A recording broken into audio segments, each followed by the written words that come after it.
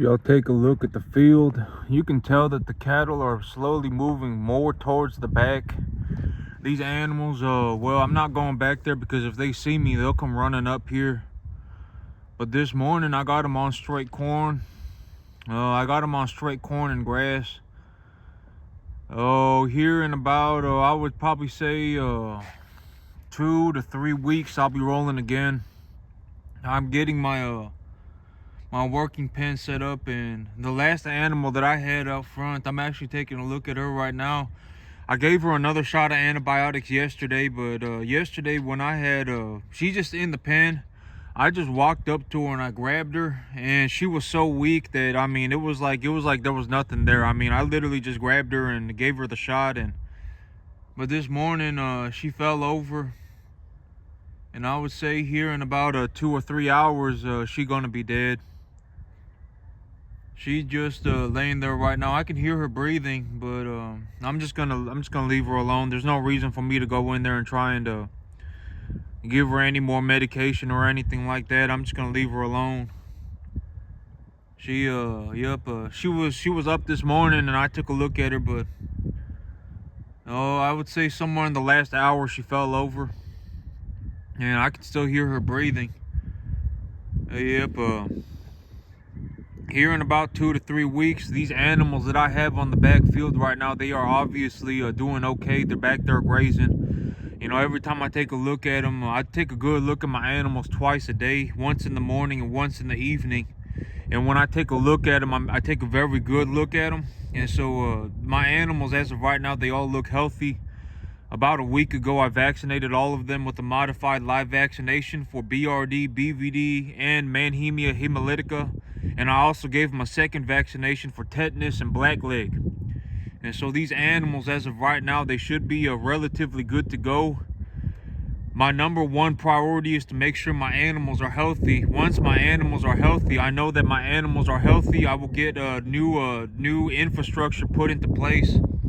The infrastructure that I'm putting into place, the man who's building it says it's going to be done tomorrow, and so I'll have to see. But once that is done, these animals, more than likely, they are going to be healthy. These animals that I have on the backfield right now, I would say that they are healthy. I'm not seeing any signs of them being ill or anything like that. And so I should be about good to go here in about 2 weeks. I will be bringing in animals again. And so my new business plan, you know, I had to rethink my numbers, and I had to rethink my business plan. What do I see myself doing in the medium term? What do I see myself doing in the long term? What do I see myself doing this week? What do I see myself doing next month, next year, etc., etc.? And so, you know, this week the big things are, you know, get that working pen squared away. Make sure these animals are healthy. And then make sure within the next 2 weeks, I'll need to take a real good hard look at my finances. Take a look at what kind of money I need to invest, you know, and what intervals do I need to invest this capital, you know, where do I plan to obtain this capital, etc., etc. And so you know, but they're not real hard things I gotta solve. They're just things I gotta think through, because as of right now, I'm still kind of you know, I know that all this happened, but all this, you know, I still, you know, ran a very solid budget, and my plan was still very good. You know, I had enough money to purchase about 100 animals. I had made a lot of money on my first set of cattle, and that money that I had made on my first set of cattle, because, you know, I got a W-2, and my W-2 pays for my living expenses. And so the way that I look at it, okay, so if I were going to just to illustrate how I see capital, you know, my W-2, my job pays for my living expenses, my truck, my mortgage, my insurance, my bills, everything. My W-2 pays for that. You know, I make about $40,000 on a W-2, and then my business pays for my business. And so if I make $60,000 in my business, my goal is to invest the $60,000 that I make. Because here's the thing, right? Okay, let's say I make $60,000 in my business. You know, in my business, I also take a $30,000 loan on top of the $60,000. So now I have $90,000, right? If I have $90,000, or excuse me, if I have $60,000, but I have access to $90,000, the $60,000 that I made, I will have to pay taxes on it, income tax. And so this is a, you know, if I just hold on to the money, right? I don't get to hold on to the money. That's the thing, is that if I don't invest the capital into my business, the money is gone. The money goes to the government. I have to pay taxes. And so if I let's say, you know, one year, let's say this year I make 140,000, right? If I make 140,000, I will have to pay about 50,000 in taxes if I do not invest this capital. And so no matter what, $50,000 is gone. $50,000 is gone. No matter what, I don't get to keep the money. You know, saving money it's kind of a well, I mean, there are different ways to save money, right? Like when I look at saving money, it's like, where am I saving money? Am I saving money on my taxes? Am I saving money by putting money into the equity in my property? Me just holding on to cash is not saving money. You know, especially right now, you know, when inflation is high. Inflation is a tax on capital. Not capital, but inflation is a tax on cash. And so, you know, like if I do not, okay, but here's the thing. Like, let's say I make $140,000, right? If I make $140,000 and no matter what, I have to pay $40 to $50,000 to the government. You know, but if I invest the $140,000, let's say it cost me $40,000 it cost me $30,000 a year for me to pay all my bills and to pay for everything in terms of my living expenses. So that still leaves me with about $90,000 to about $110,000, right? That I've made in my business. Well, the $30,000 to $40,000 that I need to, the $30,000 that I need to utilize to pay for my bills and to pay for my mortgage, etc. I can go to the bank and ask them, hey, would you give me a loan for $30,000 to $40,000? The bank said yes, right? They already said yes. I already got the loan, right? And so I leave with that loan, and now I go into my business. And if I invest the $90,000 to $110,000 that I make in my business, and on top of that, I also invest the $30,000 that the bank lends to me, I can write off all of my income. You know, I don't have to pay any federal income tax in this situation, right? So the $50,000 that I have to give the government for taxes, I don't have to pay that anymore. And so, you know, the thing about business, okay, so the mentality of business, if I were going to say it is better to go into a business and to have gone into the business, well, I'm not going to say it is better to have failed, but I mean, you know, because there are calculated losses, right? Like, I wouldn't say go into a business, put everything you have on the line, fail, lose everything, and then be in debt forever. That's not a good plan, right? That is not a good plan.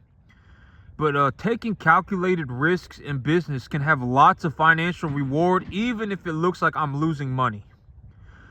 Because, you know, if I put money into my business, that I get to write that off of my income. And so the corn that I buy, the hay that I buy, the animals that I buy, the vehicles that I buy, all of that stuff, I get to write it off on my taxes. And so I go from owing the government $40,000 to $50,000 to owing the government nothing. So I get to keep all of the money that I make. And here's the thing about investments. Here's the other side of it, right? Let's say, you know, let's say I make $90,000 to $110,000 in my business, right? And let's say I lost $25,000 of that, and I reduced my okay, so there were a couple things that I made in terms of changes to my business plan. You know, at first I was like, you know, maybe I'd run about 60 animals on this field, and if I ran 60 animals on this field, I'd make about $175,000 a year, right? I'd make about $175,000 a year. So I reduced that 60 to 40, and so that means I essentially reduced the amount of money that I can make by about a third. And so I reduced the total. I'm going to be making maybe about $120,000 a year on this farm, you know, when all things are considered. And so, you know, if I make 120, right? I make 120, I live on 30. And so that leaves me with 90,000. I can go to the bank and I say, and I look at my numbers, right? And I understand how my numbers work, and I look at my numbers and I say, okay, so I lived on 30 and I have 90. I'm going to ask the bank for the 30 so that I can take a loan for the amount of my living expenses, so that I can also write off the taxes on my living expenses by investing into my business. And so I go and I invest 120,000 into the cattle business, right? $120,000 into the cattle business. Let's just say I just buy cattle, right? I just buy cattle. $120,000 would be like me buying like 200 animals. So let's say in this theoretical situation, I buy 200 animals, right? I buy 200 animals, and I write that off on my taxes. The $120,000, I write that off on my taxes. Well, now, now that I have purchased the 200 animals, I no longer need to pay the government the $40,000 to $50,000 of income tax. And I also have $120,000 worth of cattle. And if I take care of the $120,000 worth of cattle, let's say the next year I make a 50. I have 200 cattle. Next year I make let's say $1,500 an animal, right? That means I make $300,000. I write off. I pay the bank back the $30,000 that they lent me. $90,000 was the money that I had left over. So now I'm sitting on $270,000. So that, I went from owing the government $40,000 to $50,000 to sitting on $250,000. And so,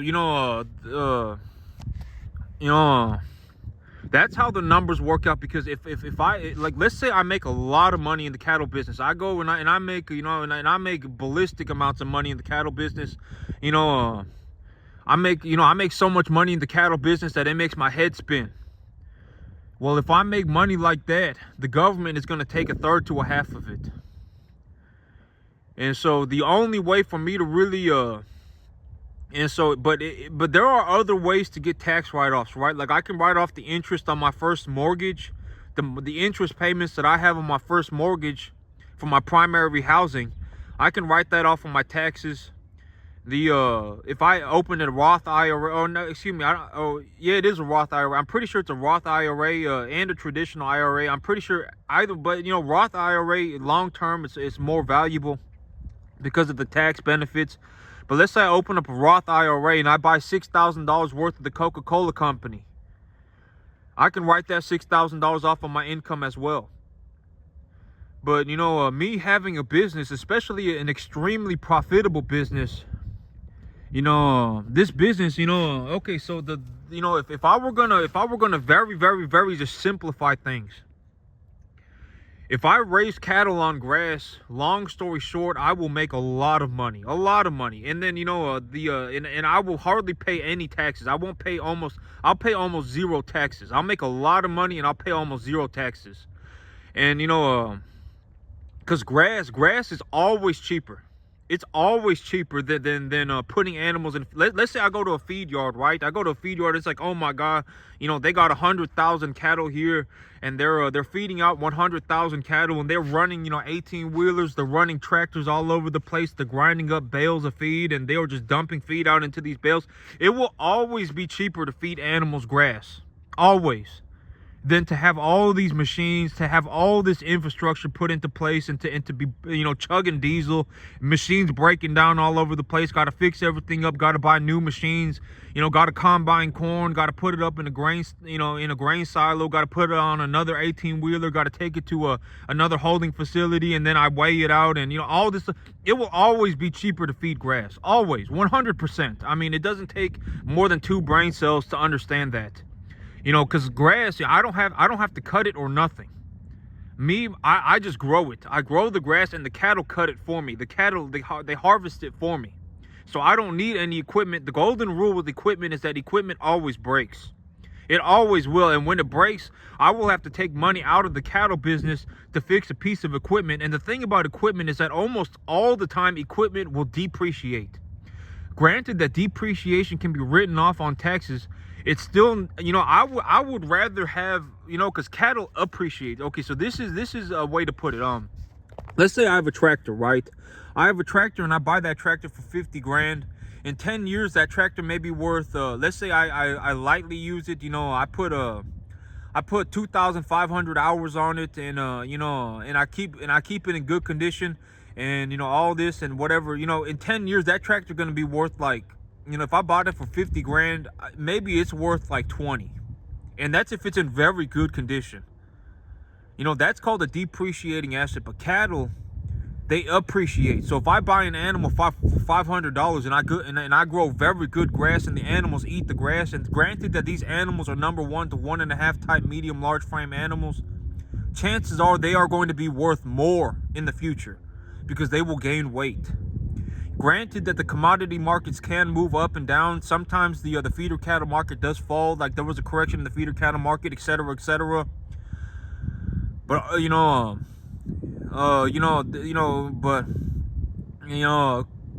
even then, I mean, because it's not like I'm going to be holding on to cattle, for like 2 years, 3, 4, 5, 10 years, right? Cattle, they will almost always appreciate. And if they're on grass, if they're eating grass, you don't really have to worry because, okay, here's another good thing. I know I say this all the time, but if the commodity, okay, so what do they call it? Usually what happens in the commodity markets is that if the price of grain, particularly corn, if the price of corn goes up, usually it will drop the price of the cattle, because corn is seen as like the baseline for cattle feed.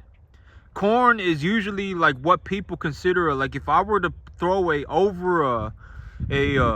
I were to throw a blanket over the cattle feed idea, it would be corn. Corn is usually seen as the baseline for cattle feed.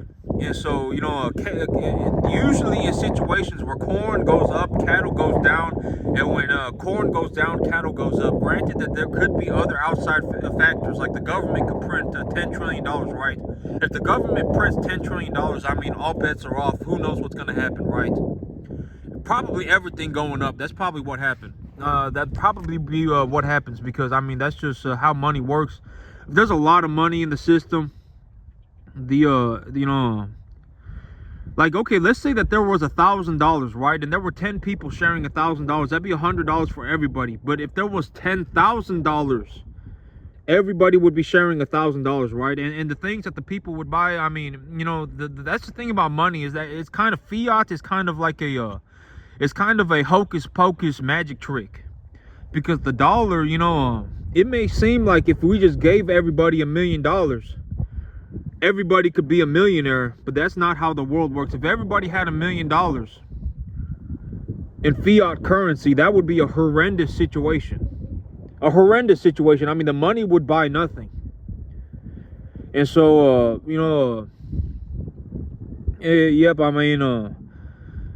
but cattle on grass is the cheapest, highest quality resource for feed. And the grass, it has to be grazed at a certain stage of development. And that's also another thing to consider, is that grass, a lot of people, when it's time to cut hay, they will cut hay by, when half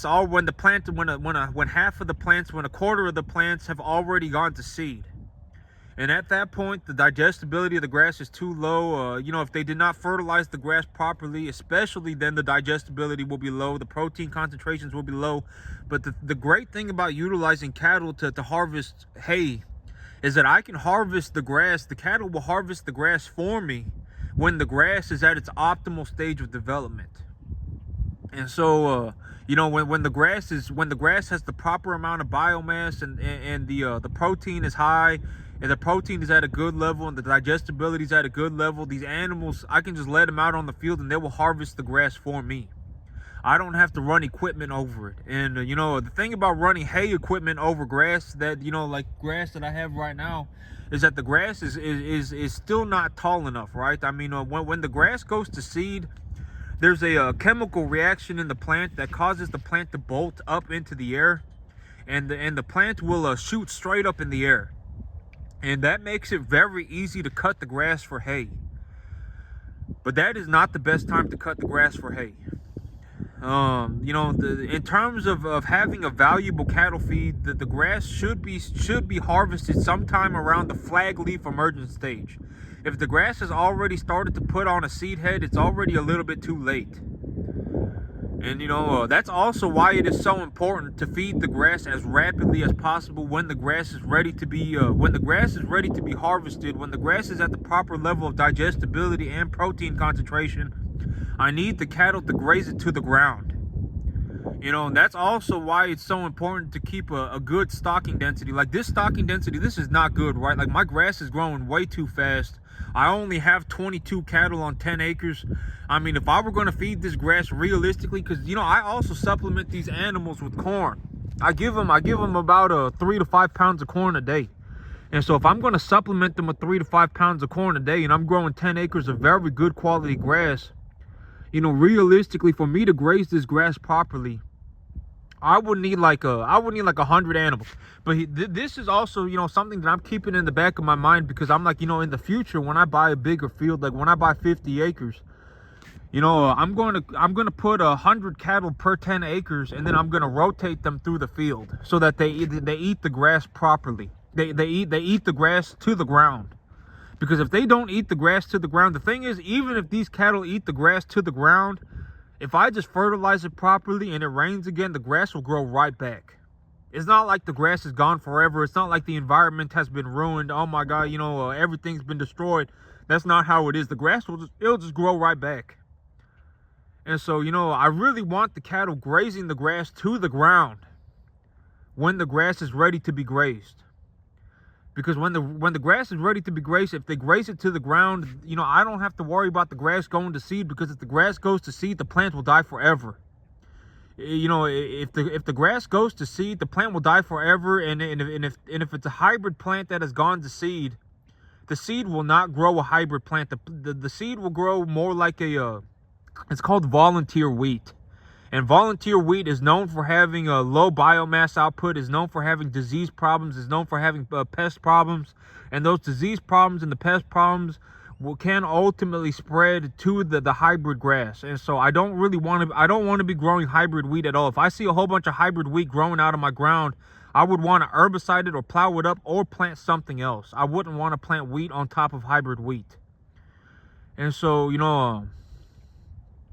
there's a lot of things that need to be considered. And but when the grass is at the proper stage of development, I really want the cattle to graze all of it, because the grass is so cheap for me to grow. It puts so much weight on my animals. The quality of the feed is so high, and I want the cattle to eat all of it. I don't want it going to seed, because if I leave the grass alone, it will go to seed, and if it goes to seed, my field it's just going to turn into a mess very quickly. And then it's going to take a lot of labor for me to fix my field. And so,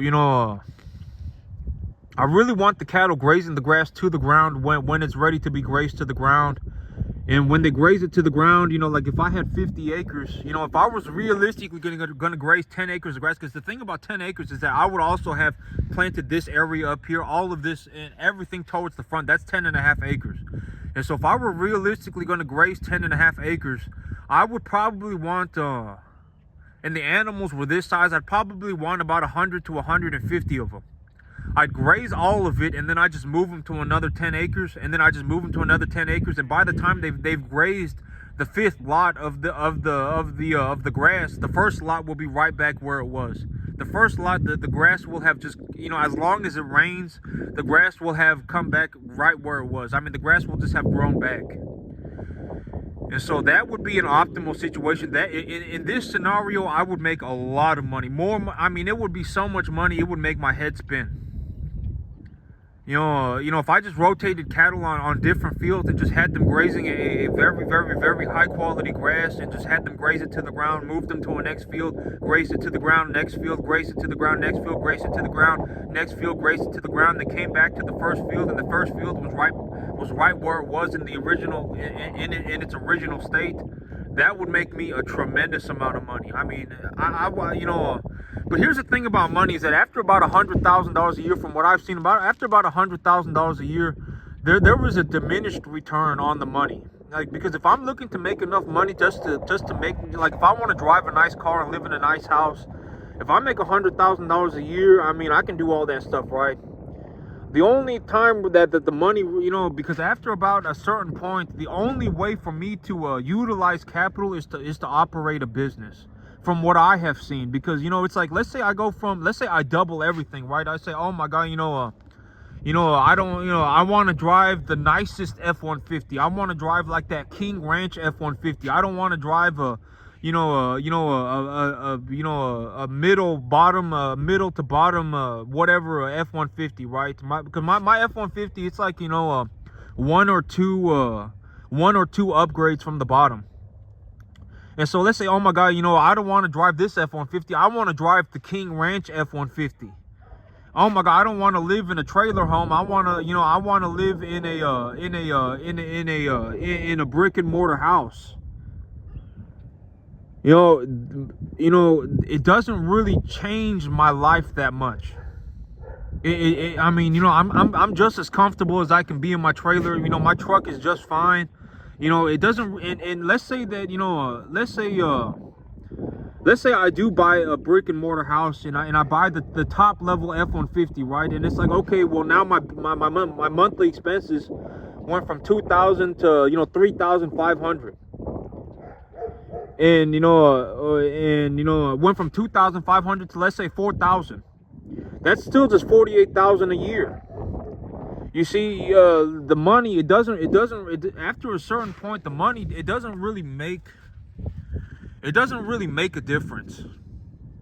Like if I work, after a certain point, the money, there's a diminished return on the capital. And the only way for me to really utilize capital is to at this level is to operate a business. And the thing about my business is that if my business produces me money and it gives me a tax write-off, the money adds up very quickly. Very quickly. Like I could turn 90,000 into like $250,000 in like 1 year, because I don't have to pay taxes on the 90,000, and my assets that I invest in appreciate.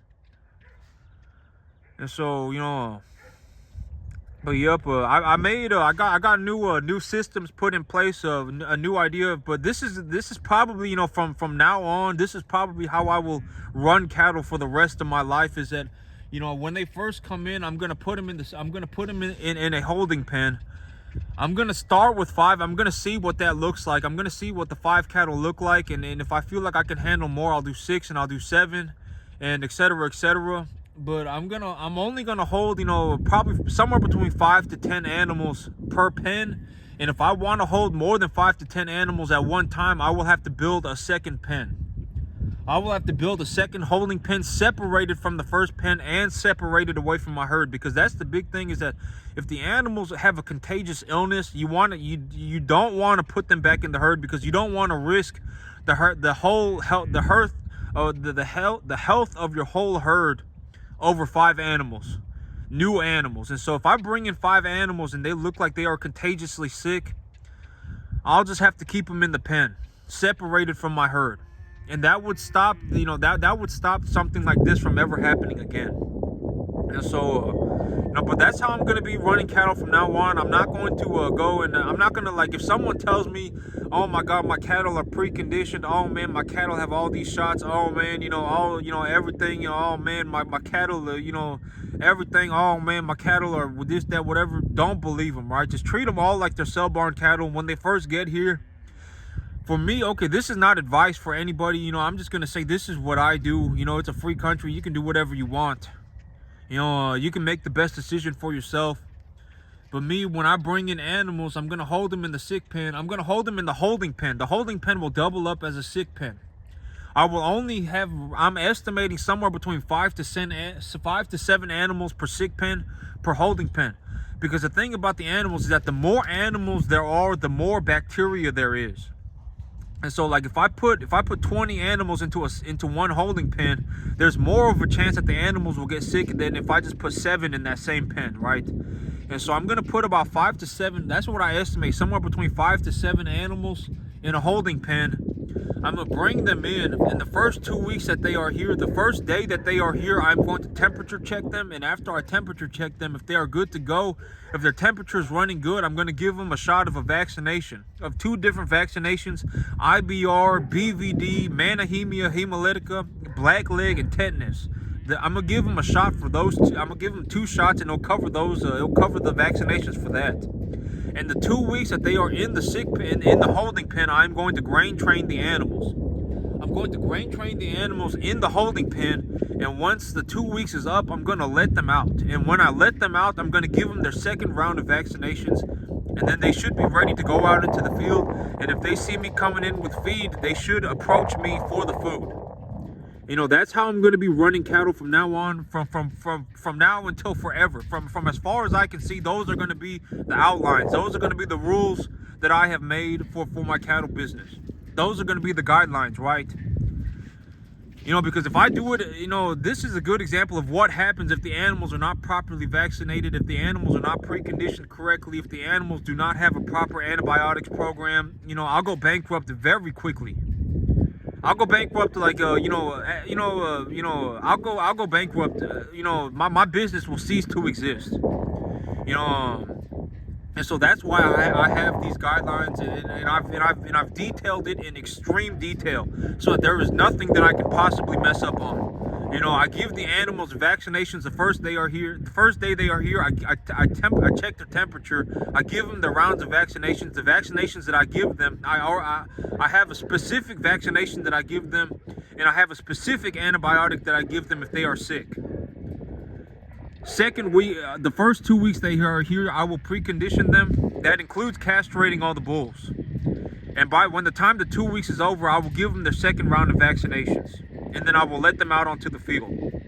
And if I want to run more than 5 to 7 cattle at a time, if I want to bring in more than 5 to 7 cattle at a time, I will need to build a second holding pen. I'm not going to just jam them into the first holding pen together, because that will turn into a freaking bacteria mess. I mean, they will start getting sick all over the place. And so, you know, I have specific guidelines for what I am going to do. I have made very specific rules for what need to happen. You know, and you know, I'll run my farm on 40 animals, and if I make one, realistically, I'll make somewhere between 100 to 120,000. And when I make that 100 to 120,000, I will just take a portion of the capital to leverage it for more land. And when I leverage it for more land, I can utilize the cash flow from this farm here to cover the debt service for the new farm. Or, you know, and I can also, you know, because if I have, let's say I have $125,000, let's say I run my business and I have $125,000 cash in my bank account, right? That $125,000 cash, I can utilize that money, a portion of that money, to cover the debt service for my new field until my new field starts producing cash flow and can produce enough cash flow to cover its own debt service. I can utilize the cash flow from this farm to cover the debt service for the new farm until the new farm produces enough cash flow to cover its own debt service. And then the rest of the money I can hold on to as an emergency, because, you know, let's say I buy a 50-acre field and it costs me $30,000 a year to buy that 50-acre field. If I have $120,000, I could literally make $0 on my new field, and I could still hold on to it for 4 years. And so, you know, here in about 2 weeks, I got my business plan ironed out. I got everything, detailed to a fine detail. There's, you know, what I'm going to do is I've written it down exactly. And, you know, another big reason why I will be bringing in animals 5 to 7 at a time is because if my animals start getting sick, if I have a holding pen full of animals that are sick, I can just stop investing, right? I can say, okay, I need to take care of these 5 to 7 animals. I'm not going to go and buy any more animals as of right now, and that will stop anything from like this happening again. You know, if my animals are showing signs of illness, I can just go, oh, well, you know, right now I need to stop investing capital and I need to get this figured out before I bring in new animals. And my animals will be separated from the rest of my herd. And so the disease will not progress. You know, if I lose a holding pen full of animals, which I'm sure at one point I will, or I'm pretty sure it will happen more than once. You know, it will just be the holding pen full of animals. It will not be my entire herd. And you know, I won't just be losing animals like this all over the place. And so, you know, because of what has happened, I have made fine details of what needs to occur on my farm for me to progress forward. And you know, here in about 2 to 3 weeks, I will be good to go. But that's it from me today, YouTube. Y'all have a good one.